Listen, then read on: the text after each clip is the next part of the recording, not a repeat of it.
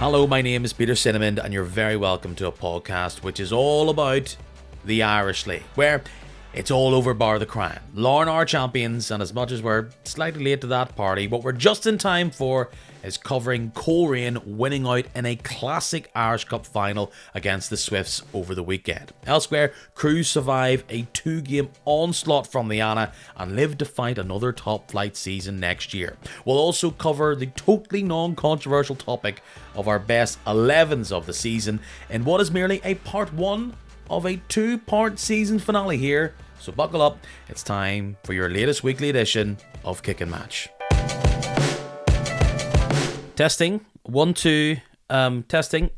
Yep, that looks as though that mic is working, but that actually wasn't the problem last week. It was some sort of computer-related thing. You could have had a full podcast of just me talking to nobody with quick wit and rapid comebacks, but it really needs these two boys to make it a worthwhile podcast. So here to do it all over again, kinda, and we'll pretend we don't know the answers to everybody else's questions. Around the grounds in hello, Joe McCallion. Hello, Peter. Great to be here. If you say so, as well as Ross Welsh. Great to be back. Great to be back. So just to make it clear, a full podcast was recorded last week, and it was a lengthy one where we went through everything, look forward to the Irish Cup final, blah, blah, blah, blah, blah, team of the season, etc. But all we had was 20 minutes. I'll not bore you with the details of where it could be or why it could be, etc. It just didn't happen. These are all very nice, except the people who weren't. And right now, we're going to try and go through some of the games that have happened to almost end the season, because for some reason we're not there yet, as well as do some of that team of the season stuff that you actually seemed excited about. So we'll get down to it. And we actually have more information because the football writers gave out their team of the year, which we now get to argue with. So some people might be more informed about why the other people shouldn't have picked players than you would expect. But to be honest, fellas, I've forgotten who you picked anyway, so it doesn't really matter. I've forgotten who I picked, so this could be a totally fresh 11. That's it. You could, like, the new information you've got in the past 7 days might mean, oh, I never said that player. And who's to know? Our memories aren't good enough.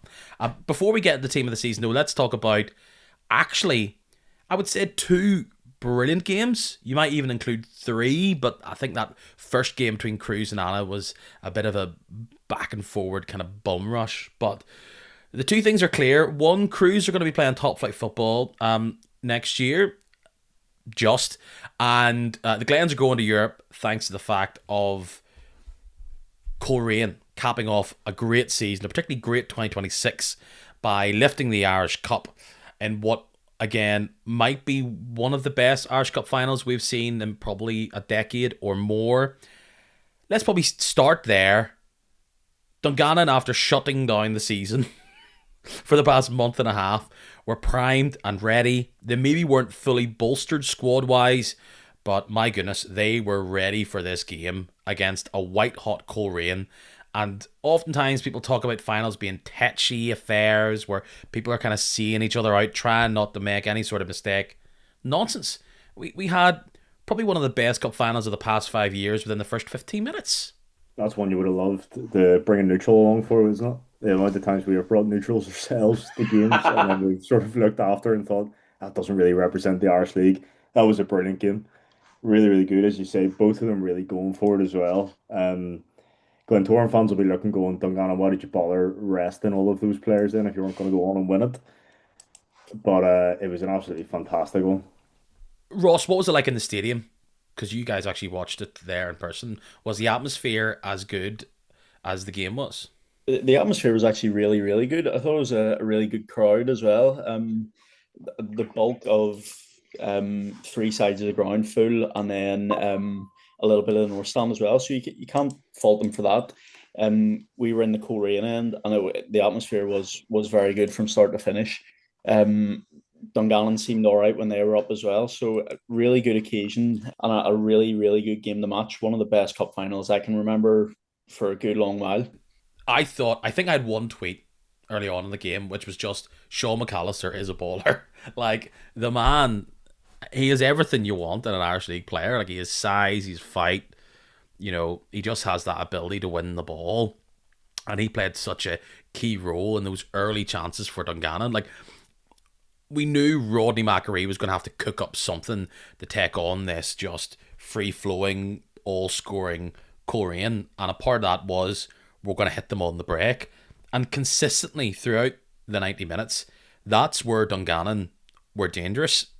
And, I mean, they came close early on, just couldn't, wonderful ball in, just couldn't be converted up there. And the big thing for Dungannon is that there was always going to be an issue with losing McGovern, right? And we'll probably talk about that later on, right? But they had to play McAllister up top, and that's not really his natural position. He was a goal threat, but you got to say, if you maybe just added one more attacking outlet for Dungannon, this maybe would have been a different outcome. Yeah, I think that's very clear that that's what it felt like was missing. Like as you said, they had their chances. They hit the post, I think, quite early on after conceding. That sort of, as you say, playing defensive hit on the break works for them, frustrating the other team. They've obviously done it. Did it last year in the final against Cliftonville. Did it as well in the semi-final against Cliftonville. They do it very well. Um, but they'll really feel disappointed at the quality of chances they had really should have been converted into goals. I was struggling to see the clear player who was going to convert it for them on the day when I was looking at the team sheet. Never mind when the game actually started to play out. I did think this was a perfect showcase of exactly what Coleraine have been all about. They have some really nice difference makers. They're very solid in many key areas of the pitch, but they can just shut off in an instant. Like, those goals could have been avoided. They seemed shaky when they really didn't need to be. And it did feel to me that Dungannon looked the far more poised team overall. I think that game pretty much summed up why I know they came as close as just 3 points in the end, but I think that game summed up why Coleraine never really made a proper challenge for the title throughout the season. In that, yes, as you say, at times they look absolutely brilliant. They have real difference makers on that pitch, but there is that time where they'll just lose concentration and they suddenly look like they've never played together before. Maybe it's only for 5 minutes, but those 5 minutes can make the difference. And yeah, like whether or not they build on that for next season, start to look a bit better consistently. But as you say, as good as they can look, they can also look like they're just going to throw a chance in at some point. Leo Alves had a great game, didn't he? Alves was fantastic. He started out a wee bit wider in the first half, which I thought was interesting, but every time he ran at Levi Ives, he gave him real problems.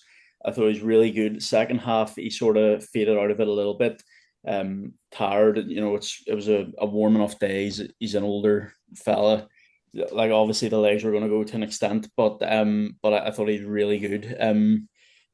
You can't give the man of the match to someone in the losing team really, but he would have been up there had Dungannon went on and won it. I know Rodney is just the absolute media darling. Like I get that. Like some people will probably sit there and go, why must these people just constantly talk about a manager compared to the team? But like you really do look at that Dungannon team and they're just so much better than just the individual players. Like they just work really well together. Like they have their weaknesses, and to be honest, they needed to play because of that gap in quality.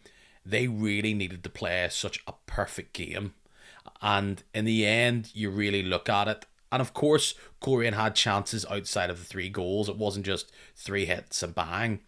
But you really look back on the Coleraine goals in particular, and every single one of them comes from an error, a mistake, just not being in the right position, just being a yard or two not in the right position, and Coleraine capitalise. That's often how finals are won. But from a Swifts point of view, there's just 3 individual moments you go, if that didn't happen, it may have been a very different result on Saturday. Yeah, it's the nature of the goals that'll be most disappointing for Rodney McAree and all associated with the club. The first one's obviously a bit of a defensive mix-up, disappointing if a game's sort of decided on that. And then they concede straight away after half time when the message will no doubt have been stay solid and try to get a foothold in this game. And then just when you get back into it, to then have gone 2 goals down again within about 5 minutes. It's If you were someone that said, hey, Shelvin doesn't get enough credit for the striker that he is, this is a game which you're going to throw on.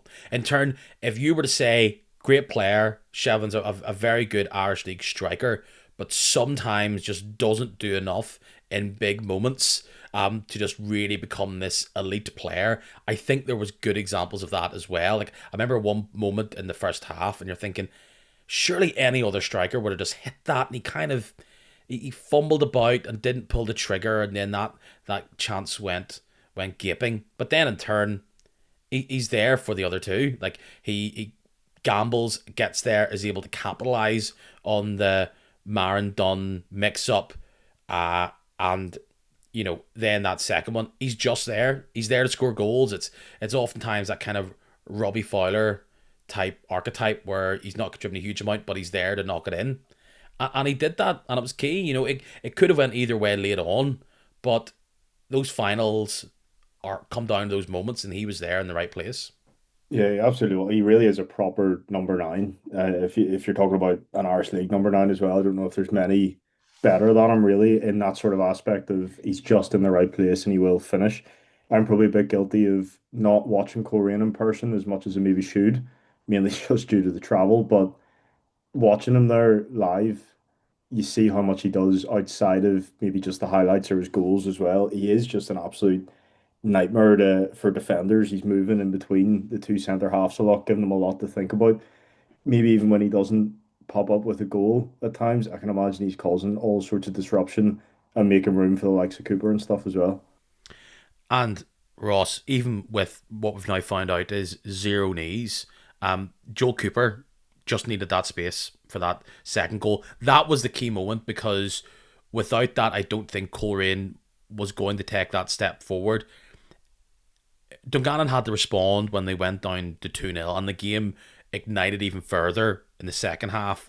First half may have just been better back and forward, but that second goal, it's why you need to be so tight to Cooper, because you just saw him break away. Wallace wasn't in the right position. Maybe I'm being too harsh on him, and you just knew he had a free chance on goal here, and he put it exactly where it needed to be.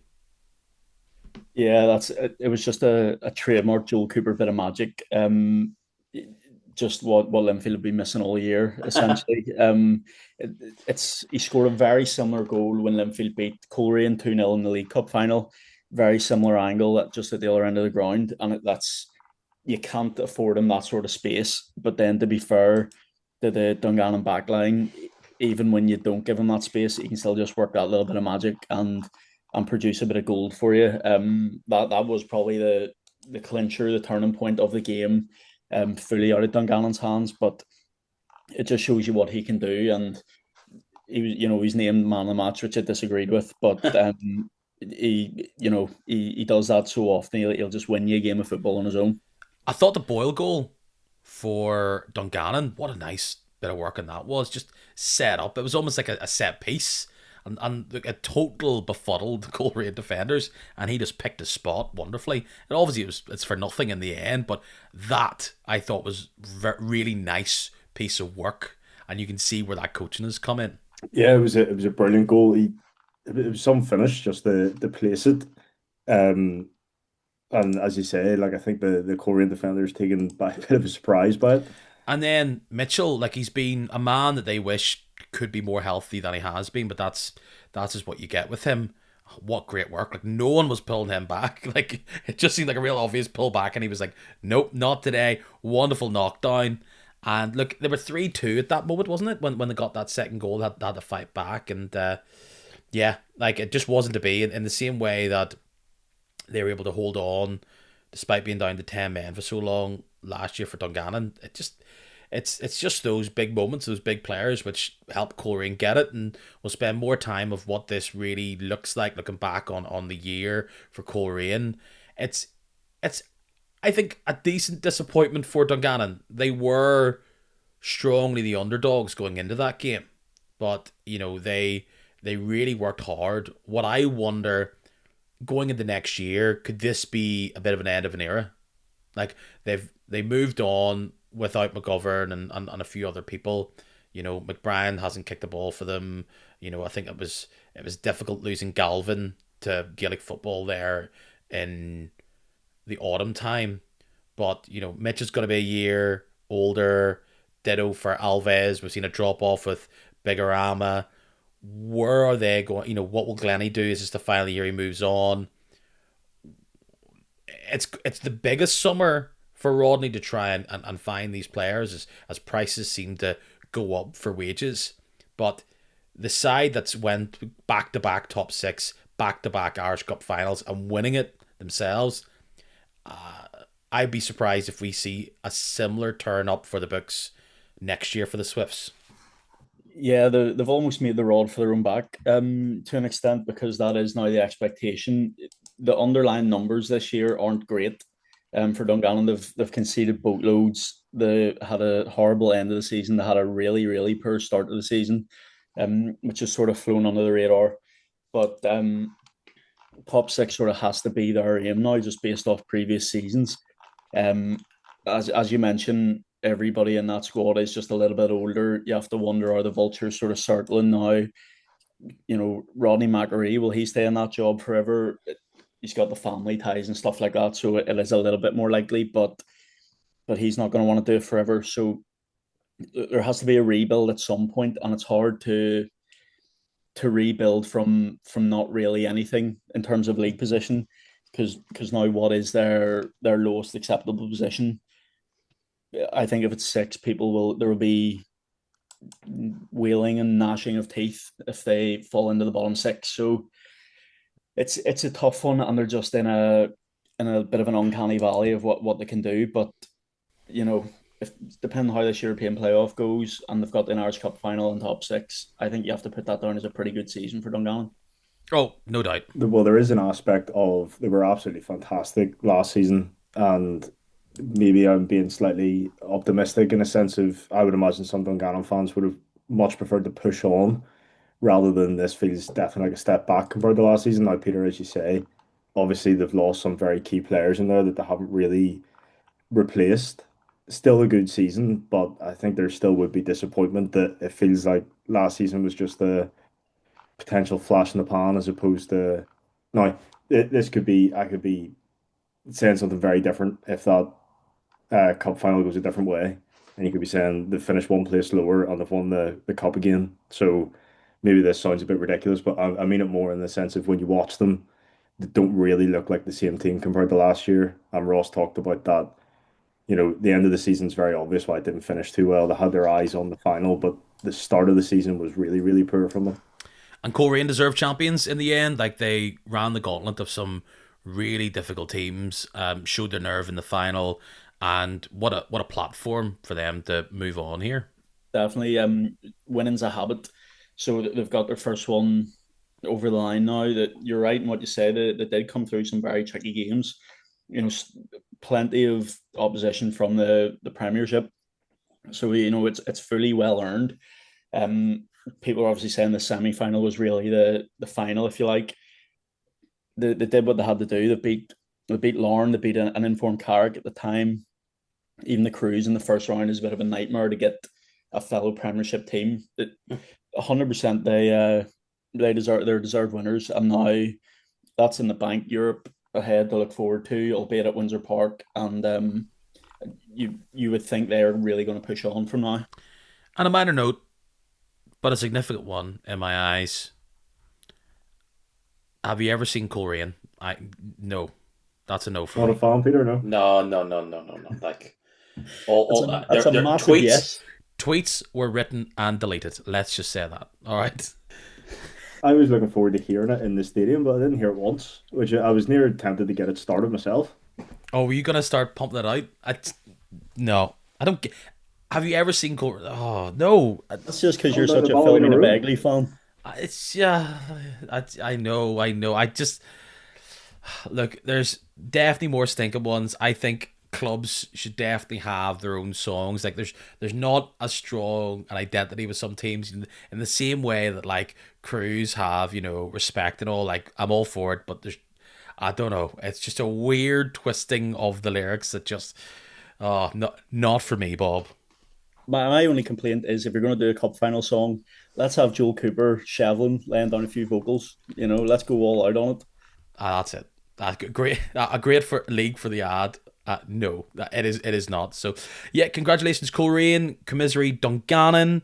Then another incredibly entertaining game on Friday night in particular, all set up from a ding dong in Portadown between Annagh and Crusaders. Crews taking a 3-2 lead into the final showdown on the Shore Road thanks to a comeback victory. Like, I'm sure people are opening up their phones going, oh, Crews are 1-0 down, Crews are 2-0 down. And then they come back, and they needed to come back because here came Annagh once again on Friday night. We can get into the details. There's so many key moments from both these games. It was a penalty shootout which decided it, and I bet there is hundreds of Crews fans who are saying never again. It wasn't joy at the end of that. It was just sheer relief, an outpouring of relief. Annagh deserved probably to go through on the night. Crews weren't up to much. Apart from the Baga, the goalkeeper, saved the penalty as well, so it could have been a lot worse. But Crusaders can count themselves very lucky that they'll still be playing Premiership football next year. To go back to the first leg, what do we reckon about the goal that was given? I mean, I was getting dogs from Crews fans to even suggest, like, I wasn't at the game, down at whatever, Tandragee Road, right?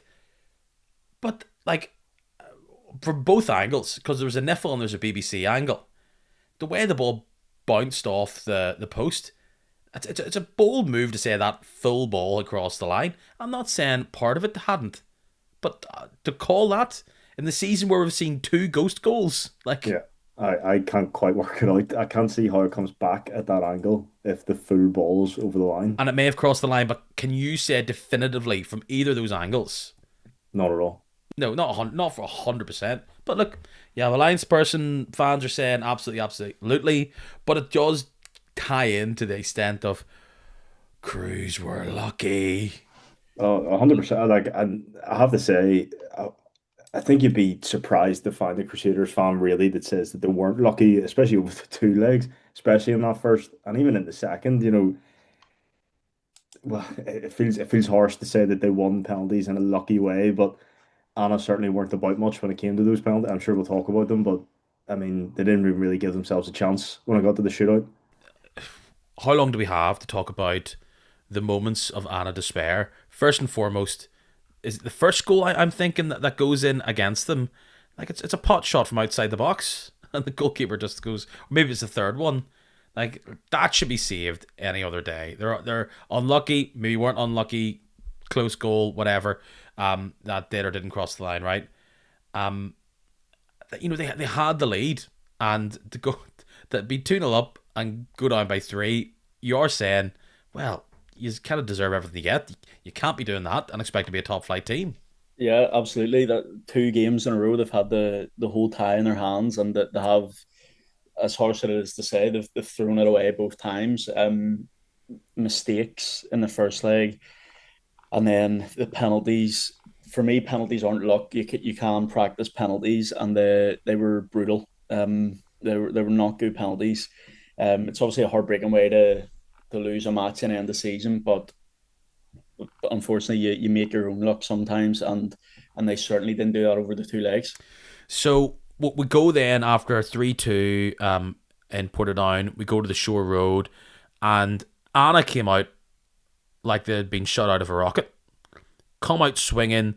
They get the early penalty, maybe on the harsh-ish side going against them.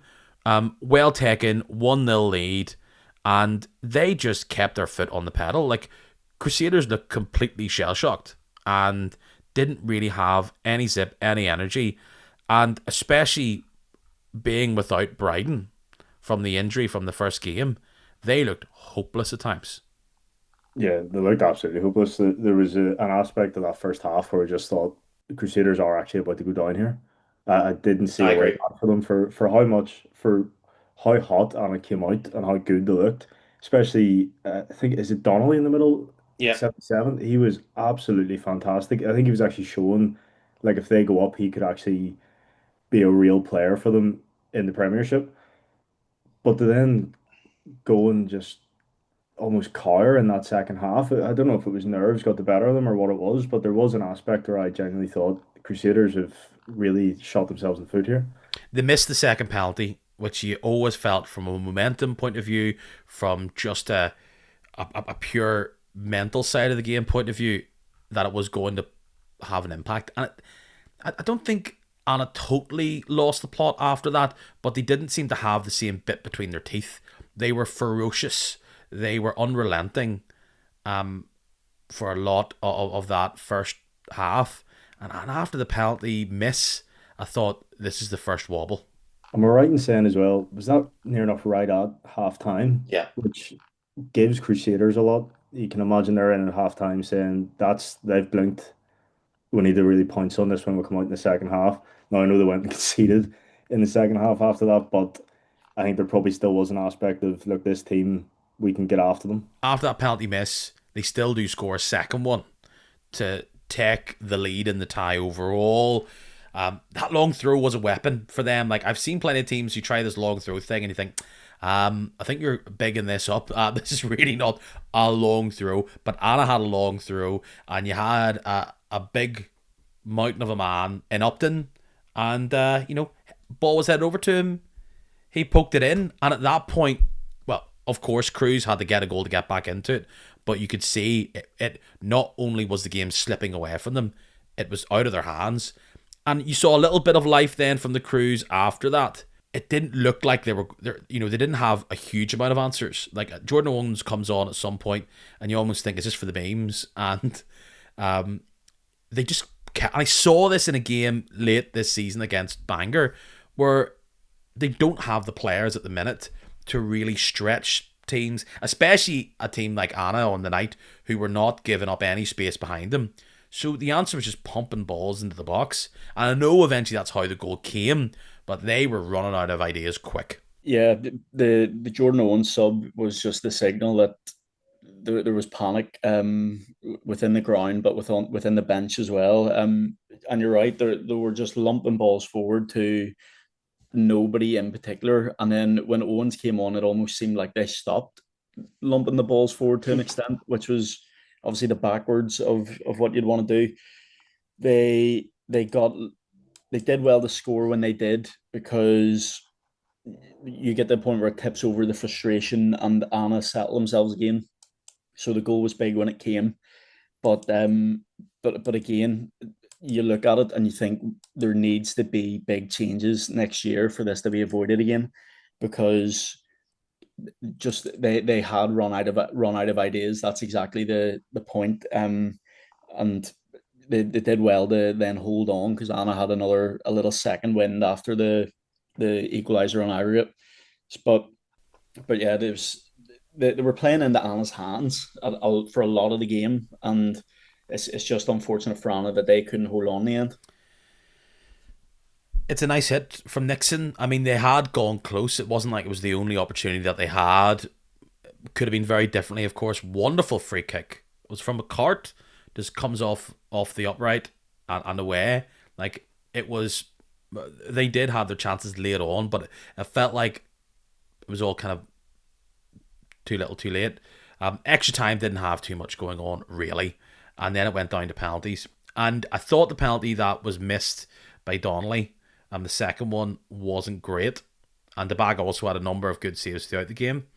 But show me a list and a montage of honking penalties, and I don't know if many are going to beat some of those Annagh ones.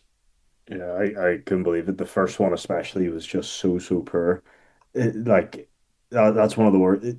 Missing a penalty is one thing. Not even giving a decent attempt and missing it that way when you're the first person up just does so much damage for the rest of your team and lifts the other team as well. So Crusaders would have just been looking at that thinking, right, they're nervous. We're a bit more experienced here. We're going to get through this completely fine. Settles them down. And then you have your keeper as well, who's already made 2 penalty saves at that point. So he's full of confidence. He's feeling like the one who's a bit up when he's standing 12 yards away from you. So, like, it felt like it was almost over before it got started, which is really disappointing. Like, I think after the penalty miss, I just couldn't back. I couldn't back Annagh. I just thought the mental game was gone. and seeing that huge man in Nelson Tabaga, he had the mental edge there, and he proved it. And some big saves, some really poor penalties, almost tripping up on the ball. So, the one that did it hit the post or just went over? I think it may have been Taylor hit that one. It was over, and that gave Cruz the confidence. And it's the closest I've come throughout all of them. They got blown out by Carrick. Dungannon kind of had a moment and they didn't really come round. The Portadown one was close enough, but I mean penalties. It's a total coin toss at times. But Cruz went out, and it just feels after being down and out and 12th at a really bad moment of the season, and then to come back and the Glenavon fall off, and they got a few good results. Did the Cruz when other teams were sleeping. And they were kind of pumping out their chest, going, "Oh, where are you, doubters? What are you saying about us? We've proved you all wrong." To trot that out across 2 games doesn't really instill any confidence that this is the team who's learnt its lesson, or is a team that's about to be on the rebound. It really is one different referee call away from us having Shamrock Park every weekend next season. Yeah, I'm glad you said that, Peter, because I was thinking the exact same thing of, even though they won their last 3 games in the split and they've got through that playoff, in no way does it feel like Crusaders have really turned a corner. And maybe they've got slightly improved, but they're still in a really, really difficult position where there's a lot of work to be done. Like, Brian was a big miss in that second half, and if someone would take the bet, I would put a lot of money down that will be it for him in the red and black of Crusaders. I very much doubt he will be playing a game. So maybe it's an example of what or the base that the Crews are going to start with. We'll be hearing at some point us talking about the Crews and about how, last year all the Crews did was play all these older players. Where was the progression? Where was the hope that they're going to get these young players out and get them blooded? We've seen that. Didn't look good. So they're going to have to try and find experience some way, somehow. That's not going to come for nothing. It's not going to come for being cheap. So, like a lot of teams, of course, big January transfer, big summer transfer window coming up. But you got to look at it and say they don't instill a lot of confidence that a turnaround is coming without significant overhaul. And we're expecting that to come, potentially. 100%. There almost needs to be the overhaul, but it's not exactly an enticing proposition at the minute going to play for Crusaders. The whole place seemed to be a bit toxic. There's no continuity there. Who's bringing that team forward? It seems like they're going to stick with Cadell now. So normally it says he going to go into his little black book, but all them boys are already at Carrick. So where does he go from here, bar back into the murky waters of Scottish football? So that didn't work this year. So to then go and try and shop in that market again for next season is a huge risk. But their hands almost being forced to do it. It's a tricky one. There seemed to be a lot of back patting and look at us, we did it. But a club the size of Crusaders should never be in that predicament. So it seems their objectives and their mindset has changed, which would worry me if I was a supporter on the Shore Road. Look, I understand. Okay, Annagh United are minuscule fan base wise, right? In the grand scheme of the Irish League. Like, I'm trying to think, if they had finally went up, and we might never see them in this position again, have we ever seen a regional town have 2 teams in the top flight?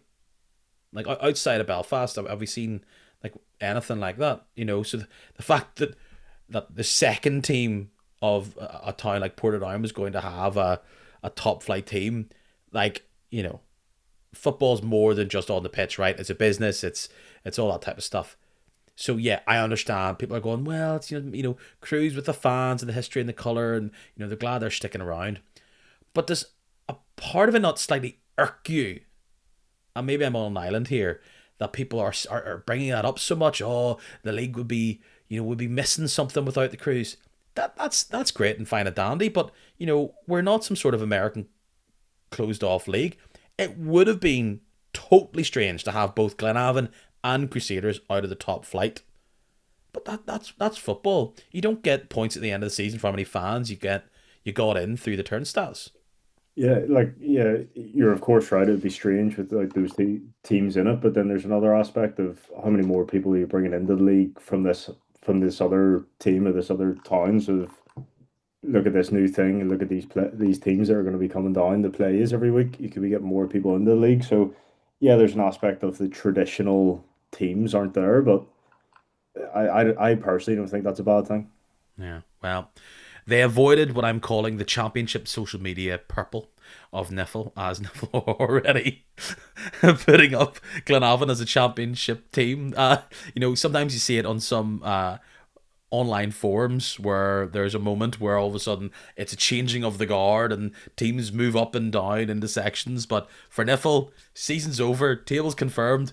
You're getting the championship purple on social media. Tough. Don't let the door hit you on the way out, is what they're saying there. Really tough. But here, listen, see if you're in the championship, make the most of it. Load of new away days there.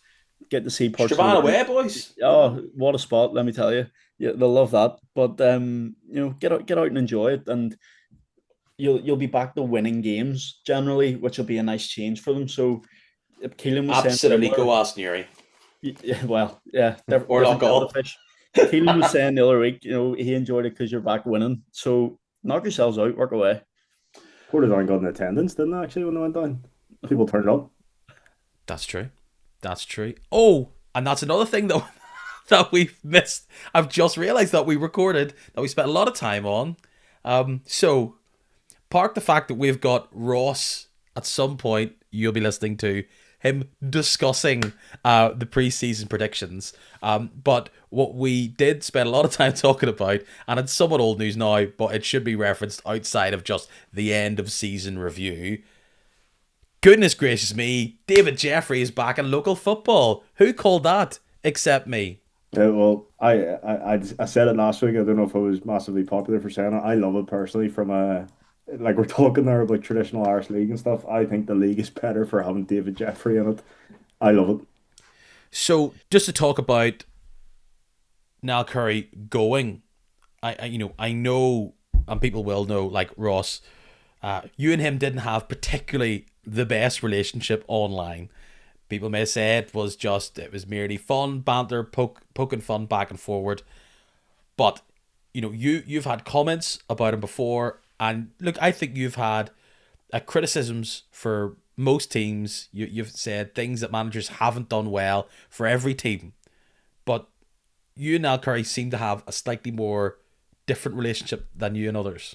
I said something about every manager in the league, but there was only one manager and one fan base that took clear exception to it. Just today, at Around the Grounds NI, can we get an apology? I'll tell you right now, no. Never. You can not get an apology. I stand by everything what I said. I'll get into it more in the season review, but not only is the league better for having David Jeffrey and Portadown are going to be massively better for having him in. The only problem is it scuppers my Portadown 12th for next year, so I may have to pivot. What are you going for 11th instead? Bold. 11 down in the playoff. Ross is assuming he's getting a call back next year for the season preview. Let's talk about, right, and then there was a wee bit of a reference to it. Like, were you guys surprised when Niall Curry did go? Because I've rarely seen such an outpour from a fan base of a manager who has not moved on to go to, a better place, and maybe he will, right? But, he's been let go because the board weren't happy with his performances. Like, he really did have his supporters within circles at Shamrock Park. Yeah, Shamrock Park seems to be incredibly split. The only thing I was surprised about is kind of when it happened. I thought it might have just waited until the summer, but with him going, doesn't massively surprise me. When you talk to Portadown fans, or the Portadown fans I've spoken to, weren't happy. They weren't happy with football that was being played. It didn't feel like there was any tactics. It was just very gung ho. There's 11 players who are just going to do whatever they want out there. But the Portadown fans that you see on Twitter are like, it feels very harsh to use this word. It almost feels like a cult at times of like Niall Curry could do no wrong. And it was just it, Portadown are brilliant. They're amazing. And he's exceeding expectations with them. Well, what did they expect? Like, they got 8th last year, and we can now look back and say they've got 8th again. Like, don't move up, don't move down. But, Ross, some people predicted they were going to finish 12th. So yeah, some people did. Some people were, if you look beyond the top layer, the surface layer, some people are right. And some people, make things up. So for me, it was a really poor season again for Portadown. They benefited. I'm more. I want to keep some of my powder dry here, but they benefited from other teams being on the beach towards the end, and then lo and behold, a new manager comes in and they win 2 out of 2. So I don't know. Hopefully Niall does get another job, but we can resume our tete a tete. But for now, there's only one man left standing. Well, I think I have said this before. I'm trying to remember which pod I said this on, but like he does leave in a great position where like either the club does well and people will say the man got them up, built the platform, etc., or if they go completely in the wrong direction, where's our Niall Curry? I expect that he will get a job, like again somewhere, because like finishing 8th twice in the top flight, getting the team promoted, he obviously has that history historically for getting teams up from the championship. So he will have people who go, we need someone like this, right?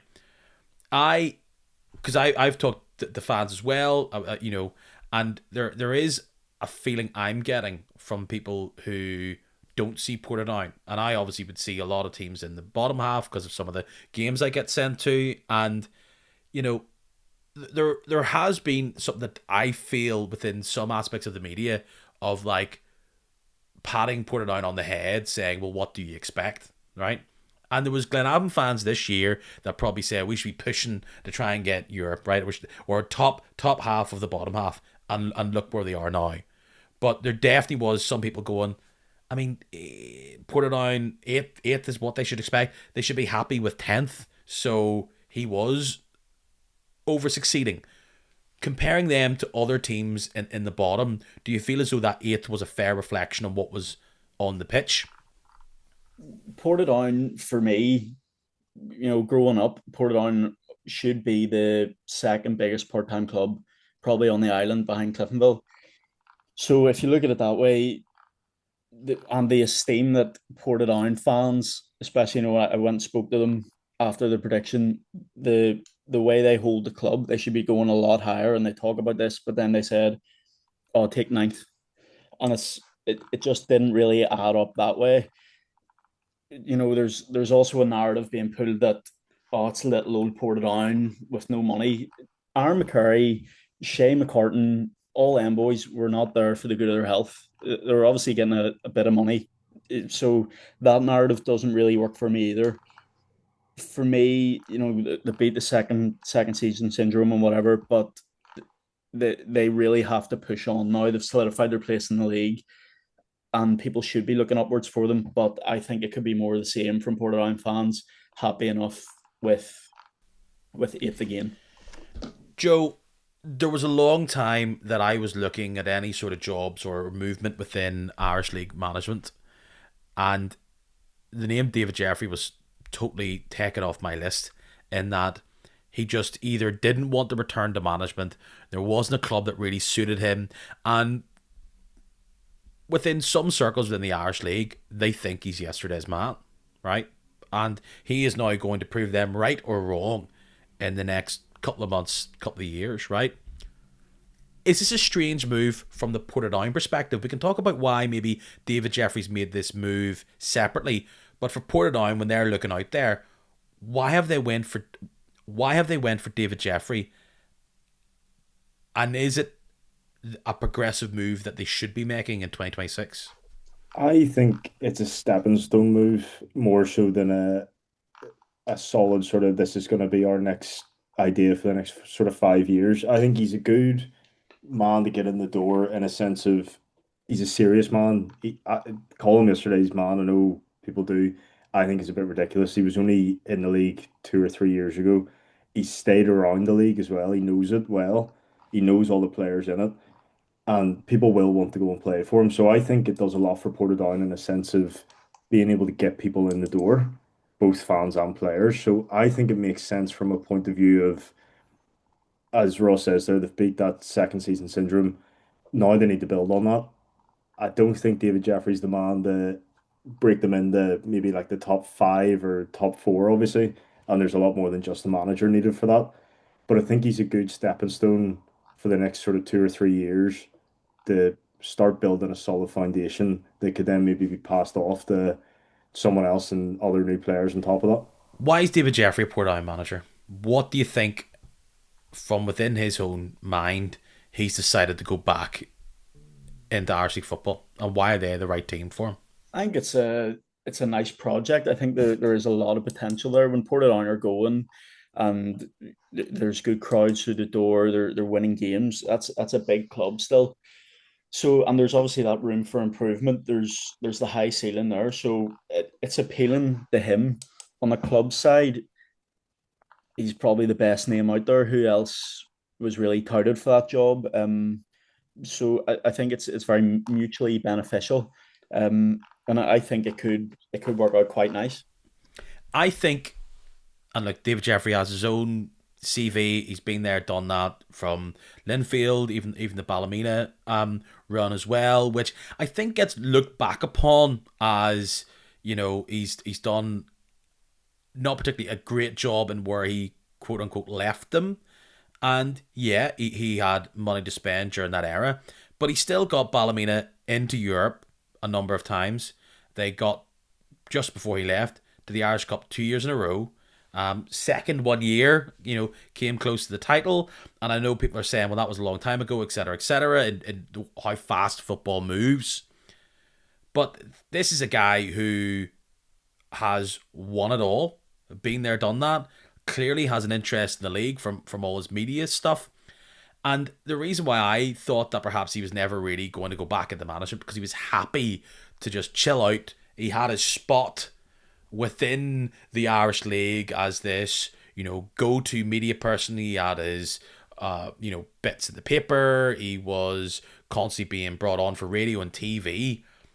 So he's been brought in now to dive in, because clearly he has ambition and hunger. People can talk about cash. You can talk about cash, sure. But he probably was able to... He's a retired man. He was getting dough. It's not like he was in desperate need of a job. Maybe he was. I don't know. But I can tell... He talked about the idea that other clubs have went to him. I think why Portadown probably appeals to him is that he seems to have some sort of relationship with people in charge there. He probably a bit like what you referenced there, Ross. I mean, he probably looks at Portadown as a bit of a quote-unquote like glamour club. Like they're a team that has that heritage. He seemed to be going to a place that has heritage and potential. Are they going to back him? But more importantly, I think he wants to win. I know all managers want to win, but if he was going to a club, and this may be the reality of it, and he could be gone in 9 months, right? But I think he could very happily sit there, do the TV, do the radio, do everything else, and be seen as this great winner. And he is no doubt not completely tarnishing his legacy, but he is putting a part of it on the line here. Because if you believe some people's theories of how this could go, there will be a feeling of, and he went to Portadown and he proved he wasn't up to the job. I don't think David Jeffrey has the attitude of going, and I'm sure that'll be all right. I just think he has an ego like everybody else, and I don't think he's expecting to be straight away top six and make Portadown a team that could win the league. But I don't think he's sitting there going, what can you do? I've finished 12th. And No, look, I'd agree. I don't think he would go to like the likes of a Crusaders at the moment, or even a Carrick or a Bangor, they're not going to win anything. I think he sees a path to succeeding with Portadown. And for me, to succeed with Portadown, you have to have a pot at the end of the season. I don't think getting top six or anything counts as success for a club that should be as big as Portadown. And I think that's what's so positive for Portadown fans and what they should be excited about in that he he's not going to be happy with it. And everything kind of indicates that Niall Curry probably was happy with it. David Jeffrey isn't going to be happy with that. He isn't going to be happy with just same as last season, staying safe. That's not going to be his thing. And he clearly has ambition. Otherwise, as you say, Peter, he's not going to risk his reputation. So if I was a Portadown fan seeing him come in, I would be probably excited about he's been offered other jobs, but he thought we were the right one. I think Stephen Baxter has very much boosted David Jeffrey's CV because his success with Carrick has totally, not fully, but has somewhat kiboshed that reputation of these guys are yesterday's men and aren't getting a tune and aren't able to recruit. You know, Niall might not have, David might not have been in like day to day working within Irish League, right? Coaching and all that type of stuff. His number two is going to be significant, I would imagine. We don't know who that is, but you know, David Jeffrey's going to know who insert player is. You know, he's going to know the standard of whoever. You know, and you compare that to some other people. I don't know if you could 100% back, you know, who that might be. Will they have the connections? Like I saw there, is it Steve McCulloch's gonna leave the club, and you can see at the bottom, all inquiries talk to David. I mean, he is. You have coaches and you have managers. He's clearly the manager of this club and this team now, and he'll be tapping people up, going here, David, here, Rory, any chance of a player. So and they'll want to work with him. And actually, from a profile point of view, like a lot of media around it. Yeah, a lot. Like nationally, not just like the Portadown Chronicle. Like the Northern Ireland papers, or for a moment was like David Jeffrey goes to Portadown. That's a good PR move for a club. It's not all about PR, of course it's not, but it has given them kudos and credibility, which they maybe didn't have in the past 5 years. Yeah, it gives that wee bit of prestige. You don't usually see it. The last probably would have been Healy, maybe going to Linfield way back when. So it's only good for the club and the league. Yeah, so it's nothing but a good move for Portadown. I think it is. We'll look back on this, and I think this could be sort of the turning point of making Portadown really get up the table and be that big club again. Or it doesn't work out and he struggles to recruit and etc., and maybe that tail end of Ballymena was a sign that it just wasn't working out. That's football. I feel like I've come across as overly positive, right? And that people will see what they want to hear, right? And I can go one with the other. I'm not saying this is absolutely going to work, but there's been so much, I think, negativity and questions around it. I think I need to put out there that I can see why they've went for this. Like any manager appointment could end in glory. Every single one usually ends in tears. He seems motivated. I'm going to enjoy anyway seeing how it goes, how he's going to talk about it. I think I've looked through the team. I don't see any players that are going to get a massive upgrade in their name, unfortunately, which is disappointing. Hopefully they can sign a few players where a Joe can become a Joseph, a Jimmy can be whatever it's going to be. Sorry, Peter, did you say disappointing or bitterly disappointing there? That's it. I'm bitterly disappointed that Eamon Fife, he's not going to know what hits him. Get up there, Eamon. Exciting. We'll see how it goes, in tears or in laughter. Okay, fellas, we do this thing every year called Team of the Season, where we go out and we pick players and say who we think brings together the best 11 of players of how they performed across the year. There's a constant argument over skill, quality, performance, success versus Is there a player who's technically better than them? That's why this is fun. That's why this is weird. We've already done this. Let's be clear. We've recorded this entire thing before, and we're going to do it again. So there's no point in me saying, and who did you go for? Because we usually do it where I have no idea.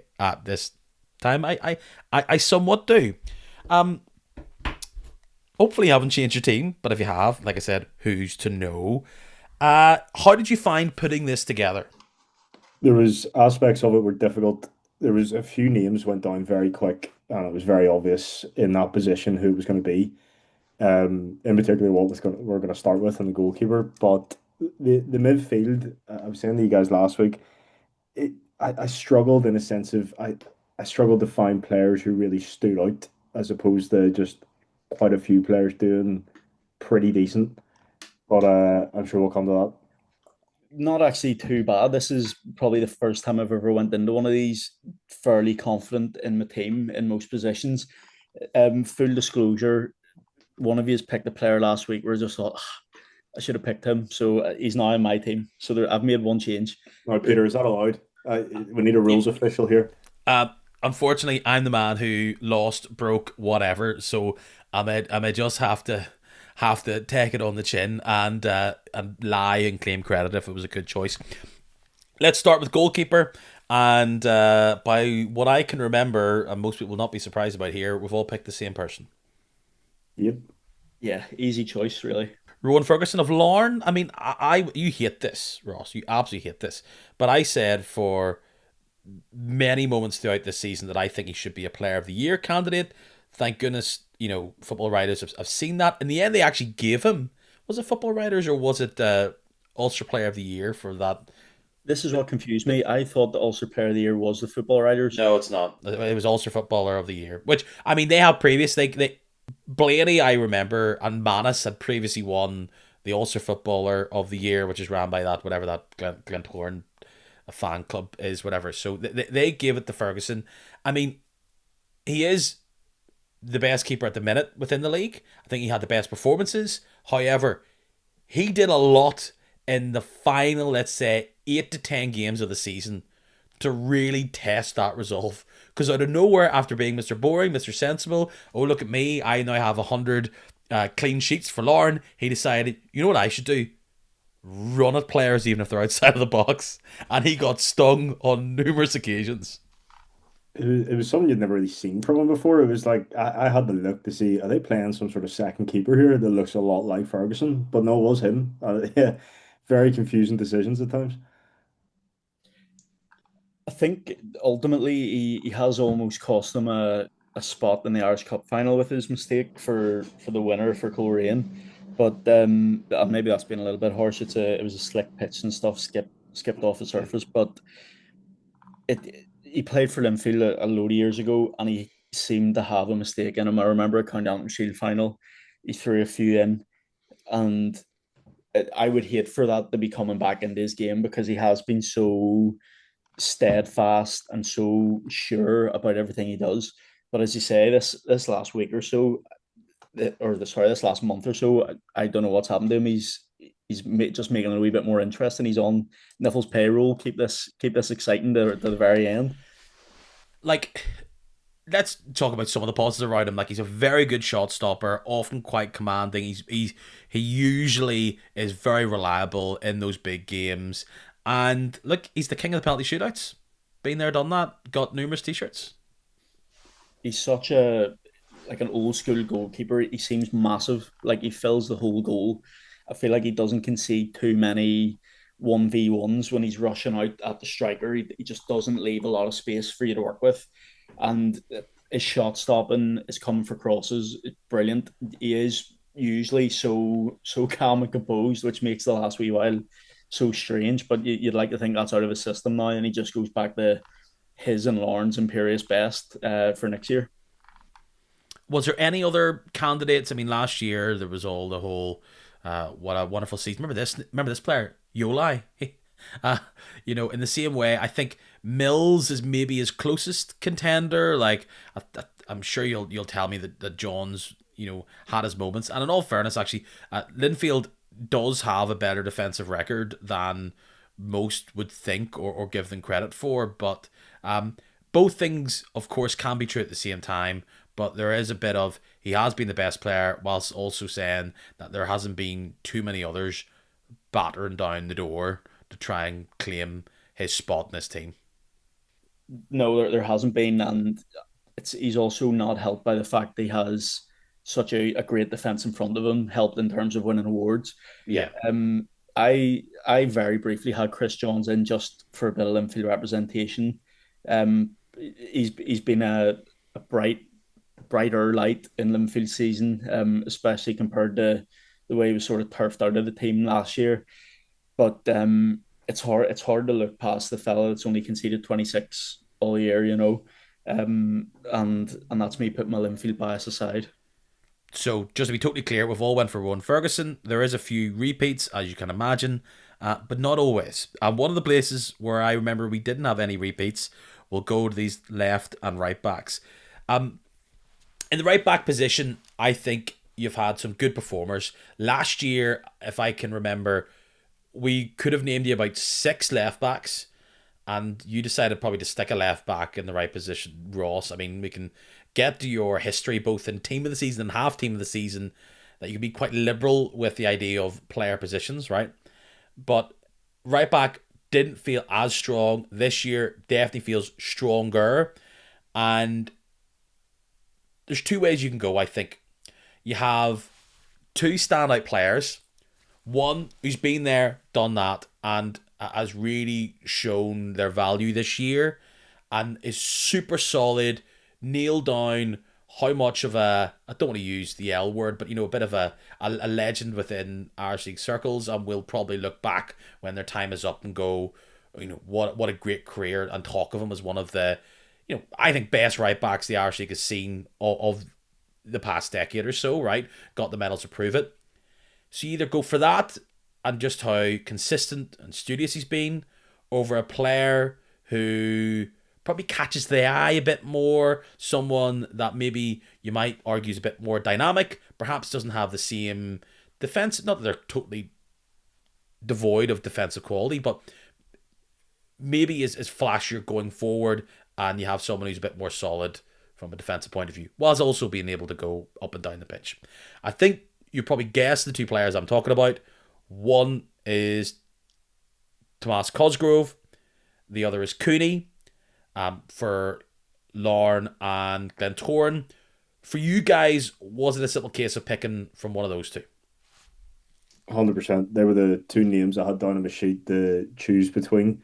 And ultimately came down to all the reasons that you listed as to why I went for Cosgrove. It's the aspect of captain of the league winning side is one thing, but also then how long he's been doing it. And I think we talked about last week of he's one of the 2 different clubs now. That's huge, and I think he just showed all season. Even as he's getting older, he just seems to be getting almost wiser. So good defensively, and it's not like he's poor going forward. No. Probably not as flashy as you say as Cooney, but he's still very very good when he's getting up there. Same for you, Ross? For me, I didn't even consider Cooney. I just think Cosgrove was really drove that team forward. He's part of that defensive unit that Larne are just so famed for. And as Joshua said, he's the captain of the league winning team, which doesn't hurt at all. So it was always him for me. I think he's had a great season. Anytime I've watched him, you hate playing against him. He's one of those hateful players. He riles you up, but you'd love to have him in your own team. It's one of those ones. So it was only Tomas Cosgrove for me. I've went Cooney. And the reason I have is because I feel as though when I've watched Glentoran, hasn't consistently been at the level maybe I'm describing. Glentoran fans might think, where have I got this from? But the amount of times I just see him really driving from deep for them, pinging in those balls, surging high up the pitch, adding those extra bit of triangles. I just... You can get distracted by the quote-unquote wand of a right foot, right? And of course, Cosgrove has all these qualities as well. But I just think that Cooney has been a bit more of a quarterback style player from the right-hand side. He's linked up well. and I'm maybe going for, he's got goals as well. I'm maybe just going for the higher highs, perhaps. And, of course, when you're talking about defenders, you can talk a bit about, Cosgrove winning the league, etc. I've went Cooney, and I think it was close. I don't know if there's really any other right backs that would be in this conversation. We'll probably reflect every once in a while about, is there a standout player from particularly teams in the bottom six. But, other teams have had players who've been in and out of the side. Maybe through injury hasn't been there consistently. But yeah, either one of these, it was down to one of these two. I think they're both strong choices. Cosgrove for you guys, Cooney for me. We then flip on to the other side, and I think there's a bit more options. I talked about how left back can be. There's quite a number of good players.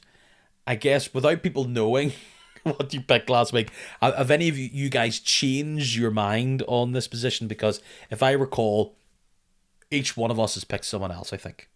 I've stuck with my choice personally. As have I. Right, Joe, spill. I went for Sean Graham, and I think that maybe came as not a bit of a surprise, but uh, the reason I went for him was the consistency side of things. I think he's been very consistent throughout the whole season. There's definitely aspects of his game that can still improve. Um, but I just thought, again, I think it comes back to the fact that won the league and just how influential he was in that team was why I ended up with him. Wasn't a very easy and clear choice. That's just what it came down to in the end, but there was another name there. I think he's not a rated player. He hasn't had the same longevity as Cosgrove. I think he's a bit more of a. He's kind of similar to Cooney in the sense where he likes to pick up the ball, run with it, and likes to kind of drive and get the crosses in. But yeah, I don't think I really like him. Like, he's fleet of foot, and maybe doesn't get as much kudos as he probably shouldn't have. Now, did I pick him in my team of the year? No, that's obvious. I went for Amos, and similar to Cooney, I just think it was. It's what stood out to be more. I just think I think again it was both those wing backs are kind of being a strong point for this Glentoran team, and yeah, I'm sure fans of East Belfast would say, you know what, you're thinking of a player from last year, because I thought Amos had a good year last year. But just the same way, I think has that dynamism which I like, and was a very consistent performer in big games.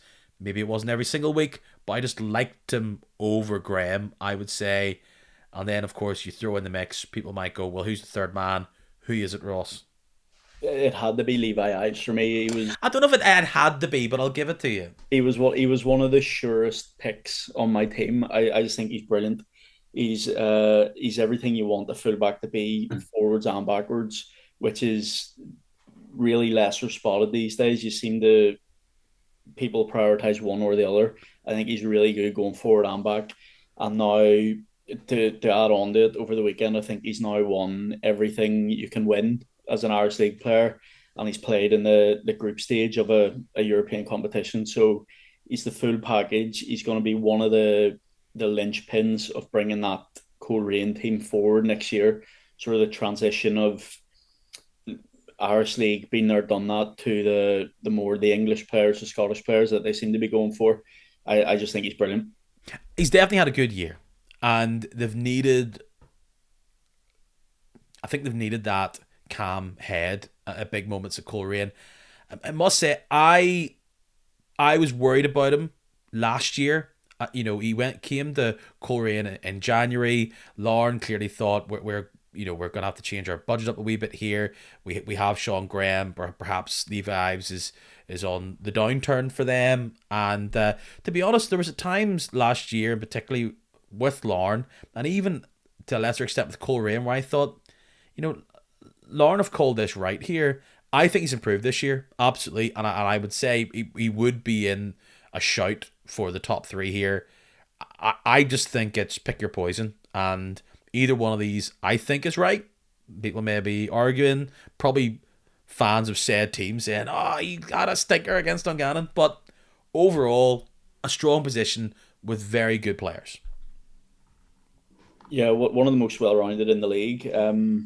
Whereas last year it was Amos was the big name there, but this year you can see that there's just so much depth, and the likes of your Sean Graham's, he's going to be around for years. So there always just seems to be a good bit of fullback depth in the Irish League. On your Amos shout, Peter, like the questions that may come around, that I think it's almost Amos had exceeded so much last year that people will look at him this year and think, oh, he's not as good. But he still has had an absolutely fantastic season. It was just that he set that bar so high for himself last year, which I is would maybe why there could be some questions around it.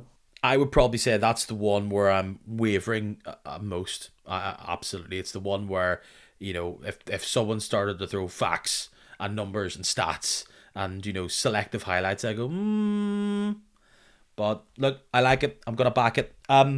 We went for a back four, all didn't we? None of this three at the back malarkey.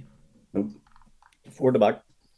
I think you referenced it there. We have a player of the year from the Football Writers who plays in this position. We all like this player, didn't we?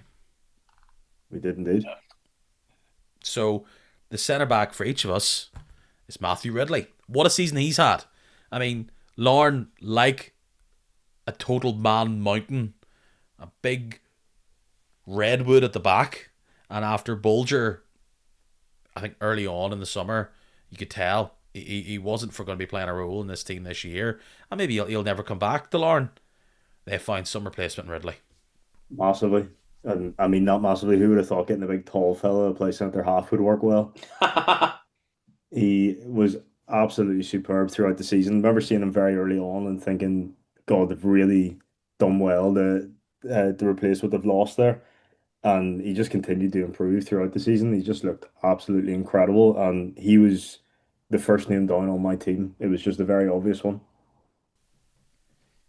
Is that, Ross, because maybe there isn't the same depth at this position that there has been in previous years? Oh, there definitely isn't. But I think he would have been in regardless. Lauren were on a really unstable footing there for a while. That Bulger wasn't coming back. They'd lost Want, and I think I'm right in saying Ridley's first couple of games he wasn't 100%, as you wouldn't be coming into the Irish League. But what a player they have there! If they can keep a hold of him for a long time, he's captain material. He's there. I think he's actually quite a bit younger than he looks, and despite his big tall frame, really good on the ball as well. Really, really good centre half, and he'll be the envy of backlines across the league. Yeah, like he clearly does most of his best work knocking that ball, out of the air. But I think he's decent one-on-one, very astute to just snuffing out danger, and ultimately you've got to really fight him physically to try and beat him out, and it's always strange when you go for a defensive player as player of the year, but you can see where it comes from the Football Writers. You may call it woke, but it's not a complete shock to me. No, it's Lauren's whole thing is they're built off their solid nature at the back, and the two most important players, and not to be fair, are Ferguson and Ridley. So fair enough, but I just want a wee bit of excitement from my players of the year, which is why I disagree with it personally. But hey. Well, look, there'll be people who will be saying, if you like Ridley so much, maybe you're not giving credit to his other partner. He's clearly in the frame to take the second spot in all of our teams. He did, in fact, take it in my team. What a duo together. Full disclosure, I know these teams are not real, but you couldn't split them two up. What a partnership that is, and especially when you add on Cosgrove on the other side. It seems obvious, of course, Lauren don't concede many goals because what a defensive unit that is. I've heard defences win you championships. Apparently so. Apparently that's how you get over the line in the end, and they certainly have the experience to show that is true. On the other hand, though, I did not go with that choice for my other centre half. Who are the contenders then, in your mind, to sneak this? Because you look at the Blues and no one's really battering down the door. As much as we talked earlier about how their numbers were decent enough. Coleraine, I mean, like, our old pal Chili D had a solid enough season, but it did seem to rotate a lot there up at the showgrounds, and they did give away some blunders. Going into this season, the credit for Glentoran last year was very much what Yoli did, and Frankie Vid in the end, after kind of being out of the team since January last year, in the end he was shipped out despite his early promising start this time in East Belfast. But many will look upon a young lone player as one of the real key players in that Glentoran back line. Were you tempted by Kamsa Kamara, or for you was he merely a bit of a social media starlet and a flash in the pan? He tempted me so much that he ended up in my team. When I was looking at the players, like you mentioned our Linfield, I was like Ben Hall. I don't really know if he did enough. He didn't do enough. Dunn maybe at times was looking pretty good. The other player I thought about was Lynch, but I think that comes back to that sort of social media aspect and all the clubs across the water sniffing around him. But I thought Kamsin Kamara was the one personally. Now we'll talk about it. He has a mistake in him, and he probably has a mistake in him at the worst possible times in the Some big. really high profile mistakes, let's be fair. Cup final doesn't look good. There's been other big moments where you're thinking, the spotlight's on you. Yeah, he's raw and he's rough around the edges, but there is a really, really good defender in there.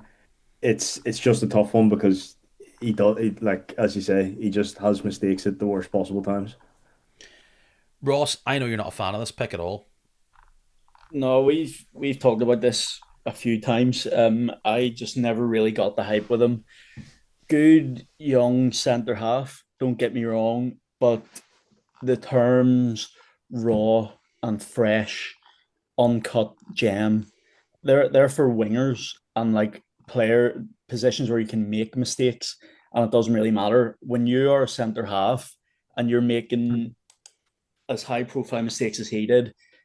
Cost the penalty for the League Cup final, sent off against Larne in the Irish Cup semi final, and then the big deciders against Larne gave away a penalty. So didn't show up, let the Glens down in big moments. And I see that like he's been linked with Hearts and stuff, and obviously they know a lot more about football than I do with all their models and stuff. But he just never really passed the eye test for me. I just thought he always looked that wee bit shaky. Hence why he didn't make my team. I think it was more of an aspect of he was too eager, and I think that comes down to the fact he's 20 years old. Like even in that cup final, he still had a good game. It just was one mistake for him. I know it's a big mistake, but I think it was the eagerness as the making that wrong decision, which I think will come with time for him. And I know I we're talking about Denoy. I appreciate that, which is why it doesn't really work.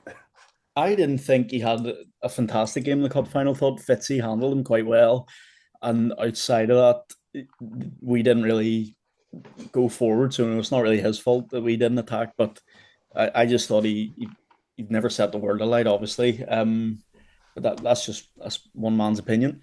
Right, I may as well reveal the way I went. I didn't go Donnelly. I also went MJ Council Kamara. What often doesn't get a lot of kudos, and unless you're spraying these 60-yard balls, which he would have tried at the time, that leads to some sort of goal. You're not getting the love. But I thought he's very calm on the ball when he had it. He was good at building out from the back, and was quite physical 1-on-1. And it's just the way you look at it. Do you go that he had really nice high moments? Like I think Donnelly was very solid and links in very, very well. I just felt, if you're looking back and the memories that I have of this season, what Kamsa Kamara brought to the team was just a bit more brighter. Like the colour on them's boosted compared to Donnelly, and I don't know if Donnelly, yes, you don't have the low moments with the high moments, but I liked Kamsa Kamara overall, and it's a feel thing for me, and I get it. some things you look at a player and go, you can talk about all these lovely moments, but if you can't do these other things, what's the point? And it's probably what we'll talk about with some players higher up the pitch in a couple of minutes' time. But that's the way I went with it. Like just to reflect on our team so far, you know, we've got a lot of Larne, we've got a lot of Glentoran.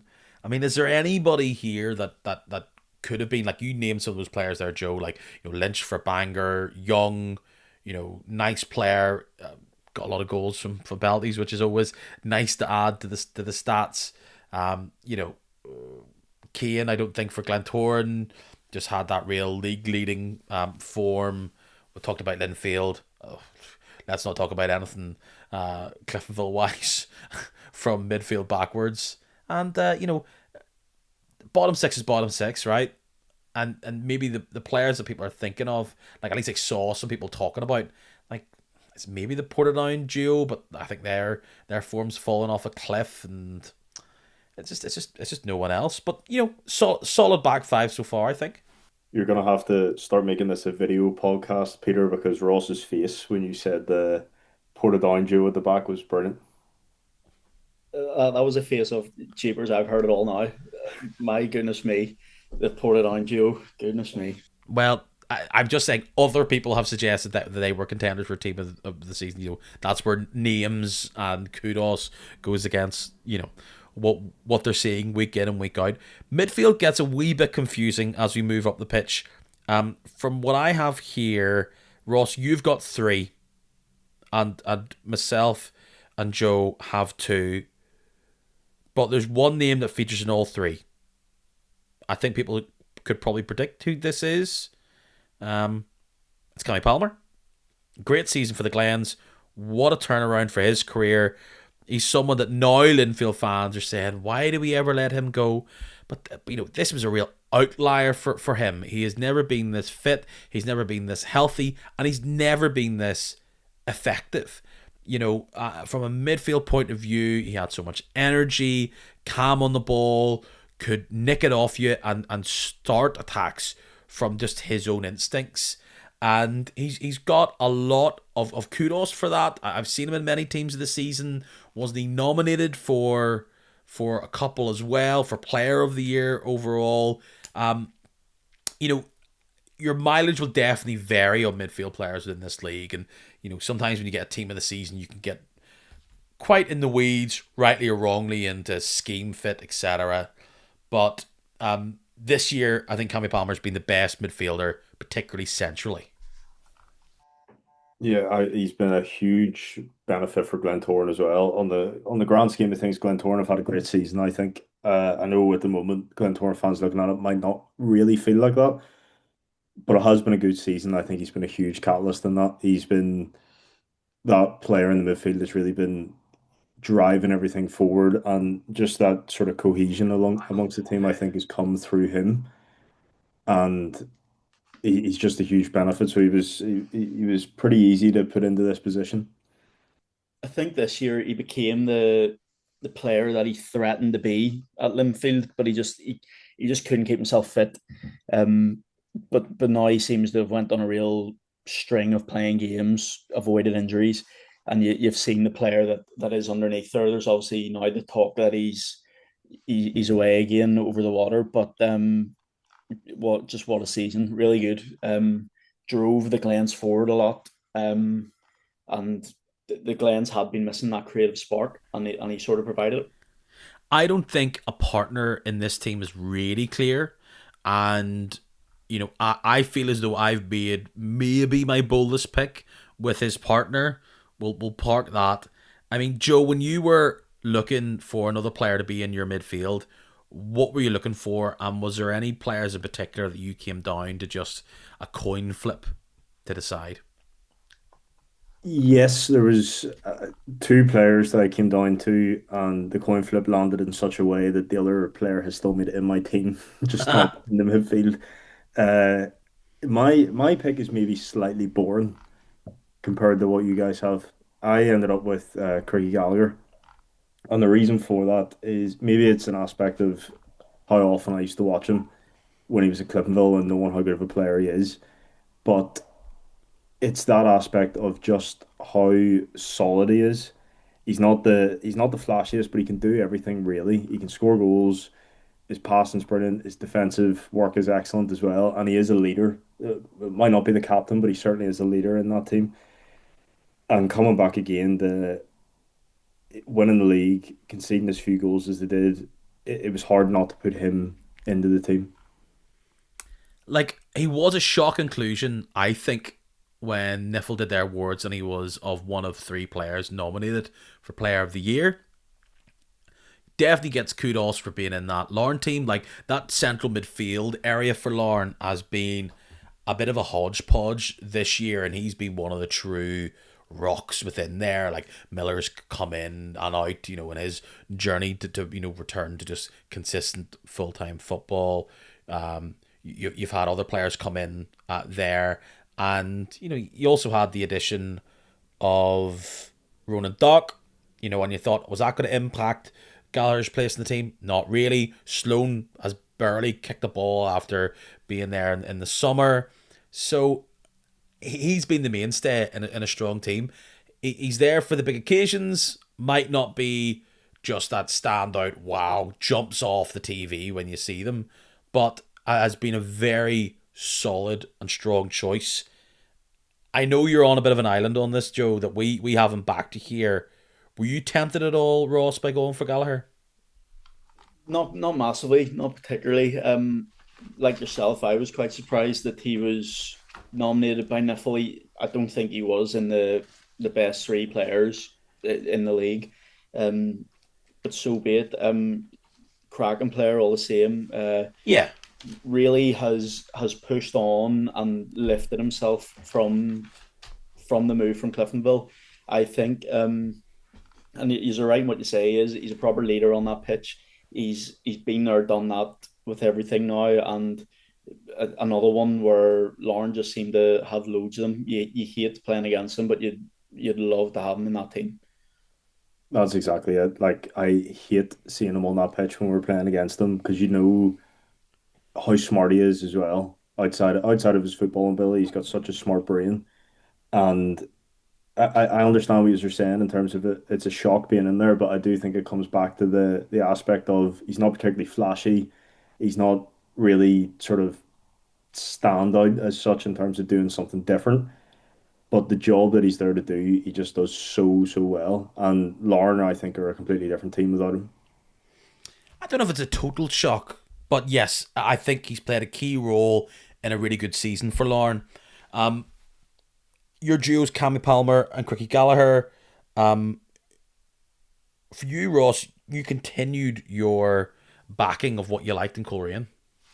Yeah, this is where I've made my change. So I did have a Coleraine duo in there, and I just have a different Coleraine duo in. So sorry to Dylan Boyle, but he no longer makes the cut.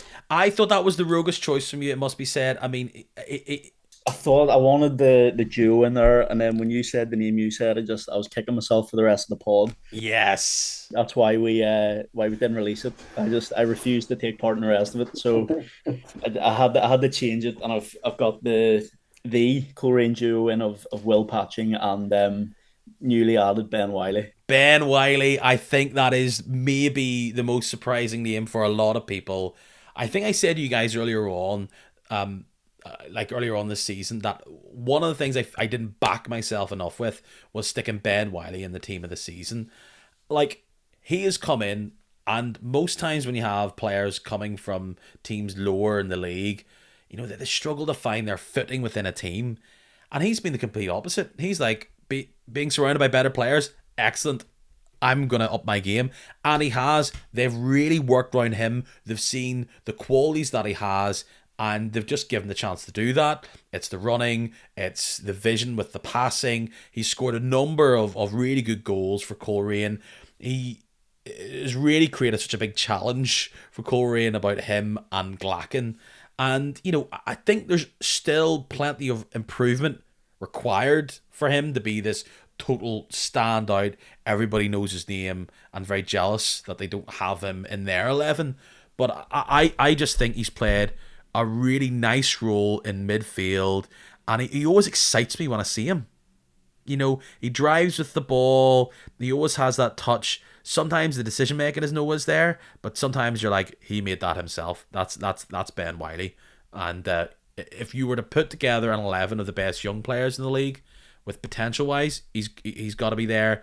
You know, injury seems to have been a real issue with him over the past number of years, but he's had a nice stint from being probably Portadown's best midfield player, where he kind of had to do everything, a bit like maybe Lee Bonus a couple of years ago. He has been able to stretch out, and when he has other players around him, real quality. Of course, some people are saying, how have I not got Patching in?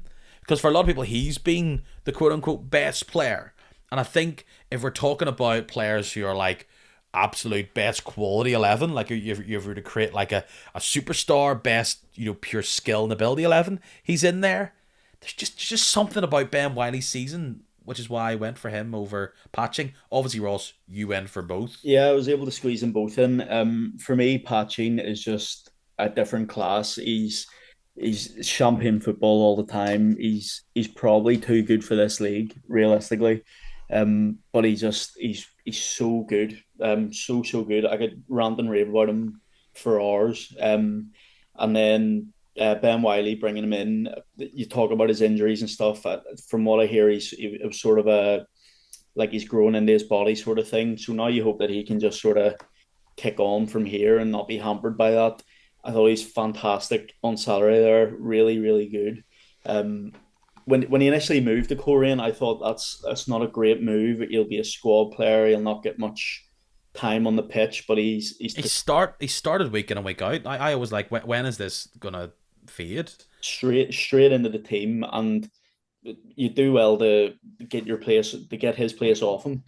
Really, really good. I think that Coleraine midfield it's really sharp, and I think that can be sort of a foundation stone for him to build off next year. But Patching, he's a good player as well. Oh, Patson baller. I've never seen a man strike a dead ball like it. Every goal he scores seems to just be covered in silk and soap and honey and bubbles and everything. It's just the way he plays the game of football is how it's supposed to be played.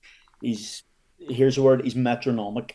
He gets them. Thank you. He just gets them moving. I just think he's one of the best players in the league for sure. Joe, what does your thesaurus say that can top that word? I can't, and I look forward to whatever word Ross is going to come with every time we're on this. Just don't ask him to spell it. But that word is better than the whole team that he's picked, so that's brilliant. Well, you like Patching as well, did you not? I do indeed, and as I say, I came down to a coin flip, and Patchen ended up in my team, but he just didn't end up in the central midfield. I mean, that's Ross Welsh kind of activity, must be said. Oh, but it's not the worst. Can I say where he's ended up? Yes, you can. He's ended up in the right of midfield, which I don't think is terribly awful. I don't think he'd be lost if he ended up out there. I think he'd still be able to score goals covered in soap or whatever it was Ross said there. So I've just went for the players instead of Patching. I mean, as we move higher up the pitch, you've taken our first step here to stick Patching on one side of a front. Now you've got two wingers and two strikers. Is that right? 4-4-2. Obviously, Ross has done something different. He's got the 4-3-3.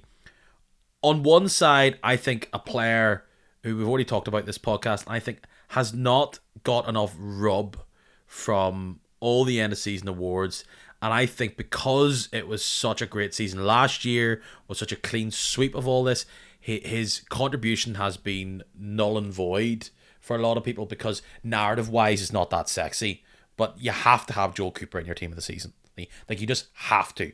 He's got goals, he's got assists, he's won games, he is an impact player, he is the type of player the teams stick two people on. He is, maybe, I don't think has been overall the standout player of the year. Like, the injuries have nagged him. We're hearing now that has been an issue.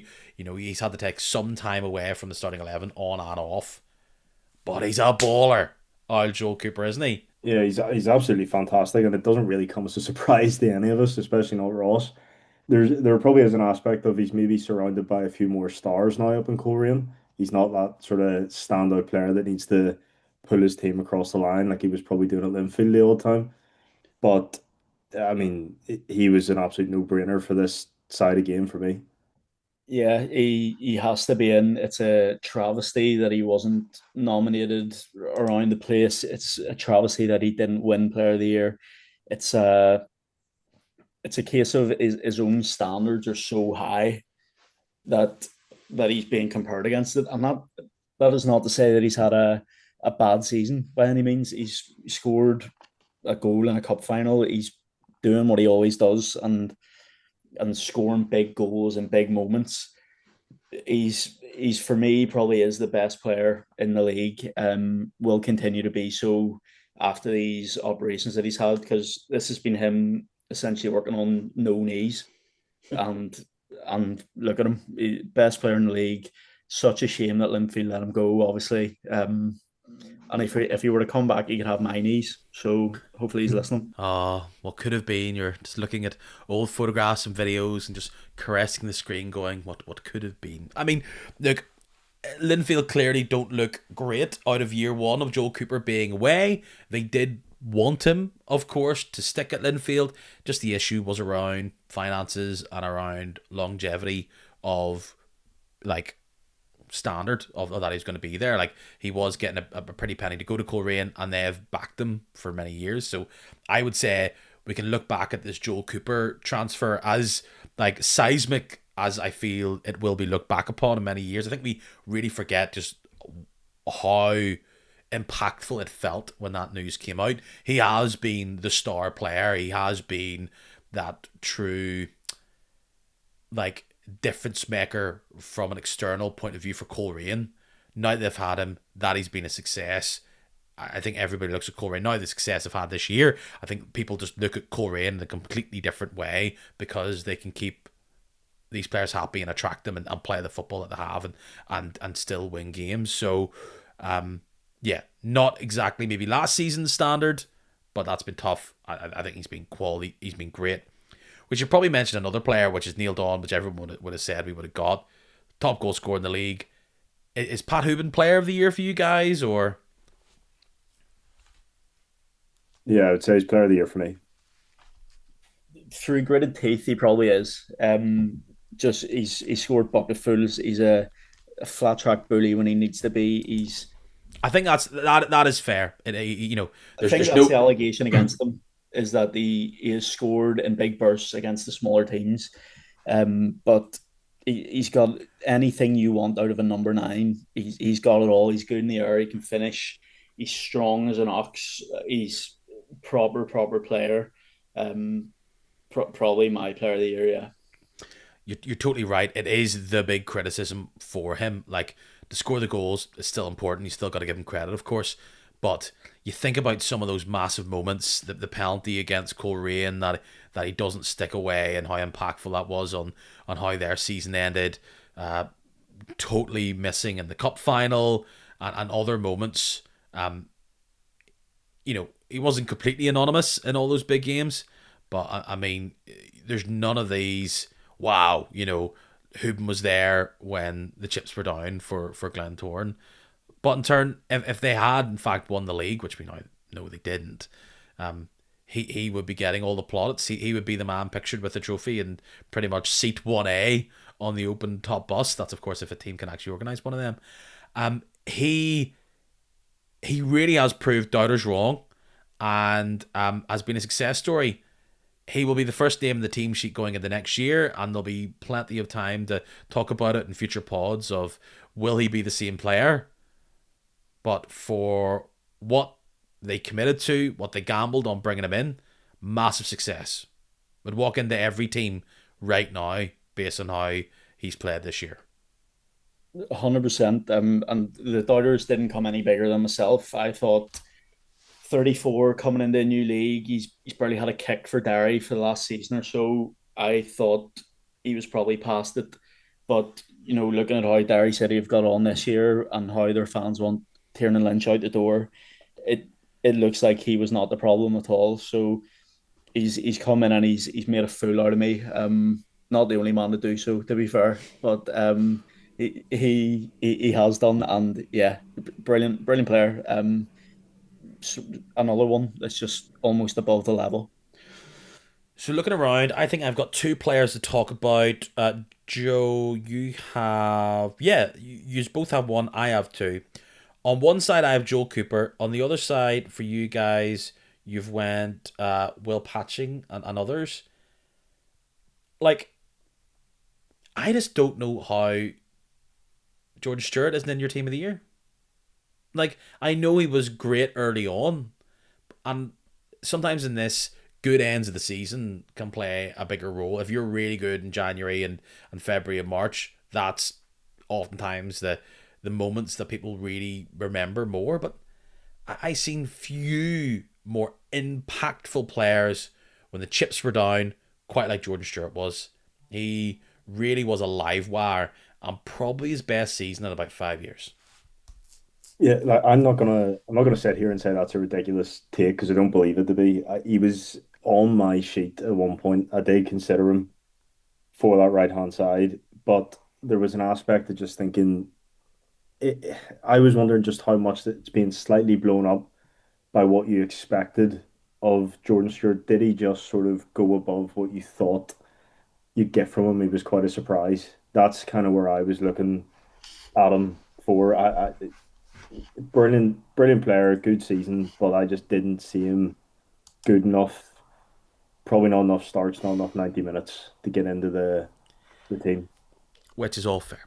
It is all fair. But I just really, when I watched Glentoran, I always thought Jordan Stewart just seems to be the only man that has the key every single time to unlock it. You're right. Was he starting, every single game playing for 90 minutes? Absolutely not. Sometimes he'd be a cameo. Sometimes he would be on like clockwork around 67 minutes. But what a turnaround. Probably a bigger doubter smasher than Hubin, I would say, just because people really thought, what are the Glens going back to this well for? And I think he's going to get many other players. The same way, if you're injury prone with talent, I think Cammy Palmer is going to earn a lot of those type of players big money over the next 2 years. I think players who've been there, done that, but maybe have just been off colour for a while, I think Jordan Stewart is going to get players like that a bit of extra dough in their pay packet and a few more suitors. But he's done it himself. He looks hungrier. Maybe he's just more physically feeling better than others. But I really like him on that side. I think he's been a name I've been keen to include for a long time. But again, I can see where people are saying, what are you talking about? One more spot for all of us. Looking at what the football writers have done, they talk about young player of the year. It's easy with strikers just to go for goals, and they gave their young player of the year to Fraser Bryden. And I felt when you were talking about Hubin and being a flat track bully and how that didn't really matter and about how he scored his goals and bursts, etc., etc. I'm thinking, that's going to be a lot of the stuff I'm going to bring up when I say why Bryden shouldn't be in our team, and he doesn't feature in any of them. I think some people will be surprised by that. Yeah, there would be a surprise, as you say, if you look at it purely based on numbers. But even with the way some of those goals have come in, it's been in quick, bursts. It's stat padding, as people would say, I guess. It hasn't really been game-changing goals or anything like that. He hasn't stood out in that sense. He's clearly a good player, and to get those sort of numbers in a really poor Crusaders team, he is obviously very good. And it'll be interesting to see. He's as we say, he probably won't be playing for Crusaders next year. He could be at another Irish League team. It'll be interesting to see how he ends up there. But I couldn't put him into my team based off how Crusaders did and how little impact his goals had. I didn't love his overall game. Like, he's scored goals. We'll talk about a player, no doubt, that gets criticism because all they do is score goals, but just some moments I just thought you're really looking not that effective.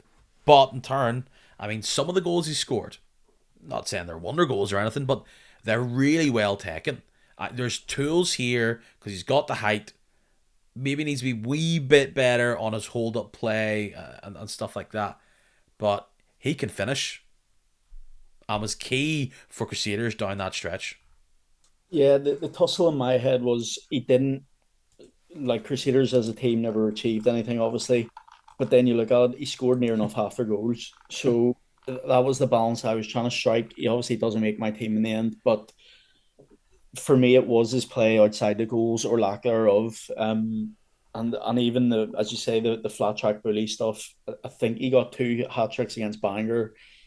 His goals seem to come against the teams around him, which on the other hand, you can argue is the most important games for them. But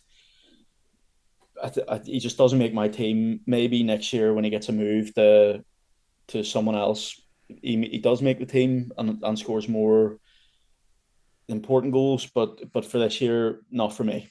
So who's his other boy then? Because Larne, with all their players, it's, everyone's kind of had their moment and they've rotated in and out. Maybe that's been one of their strengths.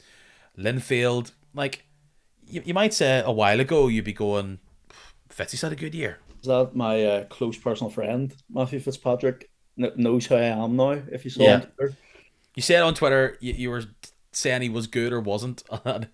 Even with the podcast not being out, he wanted to get into your mentions about it. he wanted in, and if he could just reply to him at DMs now, would really be fine. So your new burdening friendship hasn't convinced you that you need to stick him in the team. Came just too late. As I said in the kicking match, that never was. He's my first sub. I'll bring him on 55, 60. But he does make my team, and you two would need to tread very carefully because I know who you picked last week, and I know who I picked, and I came out of the weekend smelling like roses. Sorry, like I think you are enamored with some of my picks, so catch yourself on. Right, who's he talking about here, Joe? Yeah, well, look, this pick was a lot easier before the weekend, obviously, but the player that Peter and I have both gone for is Gibson. Which, look, it's a brave choice, but I personally, I'm not backing down from it. I'm sticking with it. And the player he thinks we should have picked is who? The Sure. Irish Cup winning goal scorer Matthew Shelvin. And I've said lots of lovely things about him in this podcast. Have I not? All right. But let's go back to the argument, to the discussion that we had last week. And you may think this is total gibberish, nonsense, whatever. Okay. But the reason, at least, I picked Danny Gibson over Shevin is that I think that if you were to take Gibson out of Carrick, he would have a bigger impact on that team. I also think if you swap teams, I don't know if Shevlin gets the same amount of goals and has the same amount of impact in how their season turned out that Danny Gibson would. And I think you stick Danny Gibson in that Coleraine team, I think he would probably score based on how he performed this year. And for goodness sake, if there is one of the numerous sayings that this podcast always seems to bring up when we talk about a certain player, Danny Gibson is hot and cold. And they've struggled when he's cold, and he's been a majority of the time quite hot. He's rose the occasion, and I think he would have scored all the goals that Shevlin did. And I'm saying he's a good player if he was in that team, and I don't know if Shevlin would have done the same thing with Carrick. Like, Gibson is a huge factor on why everyone's terrified to play Carrick Rangers going into this European playoff. I disagree. I disagree is the way to put that. I think Shevlin would be just fine in that card team. I'm sure he would bang in plenty. Um, and if he wasn't in the Coleraine team, you have to realise what he's doing in terms of taking a man away from Joel Cooper as well. You can't stick two on Cooper because you know Shevlin's going to knock one in. Perfect centre forwards performance from him at the weekend, and I'm led to believe that's what it's been all year. He's a proper out and out goal scorer, and all you'd want from a centre forward. Stats are good for both players, Joe. Yeah, they absolutely are. But again, both players do it, and it's kind of what you're both talking about there. Outside of just scoring goals, they're both brilliant players as well. When you go down, when you actually sit and watch them, or watch Gibson, sorry, even when he's not scoring, he's such a hassle. He is doing so much running. He's really working. He's not just sitting about waiting for the ball to land at his feet. He's constantly running and going to when you say about the teams themselves, that's exactly what Carrick need, and he is the exact fit for that team. I don't know if I'm quite there with you in terms of swapping the players around, the impact that they would have, but Gibson is exactly why I'm worried about the European playoffs. He already was such a hassle in the County Antrim Shield final for us, and I could just see something similar happening again. Are we discrediting Andy Ryan and somehow 16 goals from like what feels like 3 games? I really wanted to squeeze him into my team because you could probably say he is the one responsible for firing Lauren to that title in the end. A lot of them are penalties, so what? Somebody has to score them. Big, important goals in important matches. A clutch player, as they'd say, which the other options can be classed as not being. But for me, it's just he hasn't played enough to get him in the team, which is almost that's why you do put him in the team. But for me, it works against them. I'm trying to think, is there anybody else missing? You could talk about Arthur's, probably hasn't got the goals and fell off quite significantly near the end, was injured. Like Igor came in and scored all the penalties. Like I don't know if he's knocking down the door of this team. Eamon Fife scored all of Portadown's goals pretty much, and he's not in here. So yeah, look, it came down to Danny Gibson or Matthew Shelvin. I went for Gibson. Tough. So to reflect on everybody's teams here, Joe, you tell us yours in totality. Fingers crossed people actually hear this. I have Ferguson in nets, and then right to left at the back, I've got Cosgrove, Ridley, Thompson Kamara, and Sean Graham. Two in the midfield of Cricky Gallagher and Cammy Palmer. On the left, I've got Cooper. On the right, Patching. And then the two up front, Danny Gibson and Hoban. Repeat the trick, Ross. I've gone Rowan Ferguson in nets. Right back is Tomas Cosgrove. Left back is Levi Ives. Matt Ridley and Aaron Donnelly in the middle. Midfield three of Ben Wiley, Will Patching, and Cammy Palmer. And then a delectable front line of Joel Cooper, Matthew Shelvin, and Pat Hoban. Right. Ferguson goals. You have Ryan Cooney on the right, Amos on the left. I went for Kamsa Kamara and Matt Ridley in the centre of defence. My midfield has Cammy Palmer joined by Ben Wiley, Joel Cooper one side, Jordan Stewart on the other, and then I have partnering Pat Hoban, Danny Gibson. There's people talk about young player of the year, like out of players you're maybe missing out. Like McGovern had a nice year, but in turn, perhaps had a highlight reel kind of season. And it's tough when you're down in that part of the league. I think he should get a shout out, but wasn't really in the shout for this team either. No, at points I was trying to put in some bottom six players, but there's unfortunately just none of them were stand out enough to force their way into the team. No, I agree. Fellas, there's no games to preview. Thank goodness. Well, there kind of is, but I mean, whatever.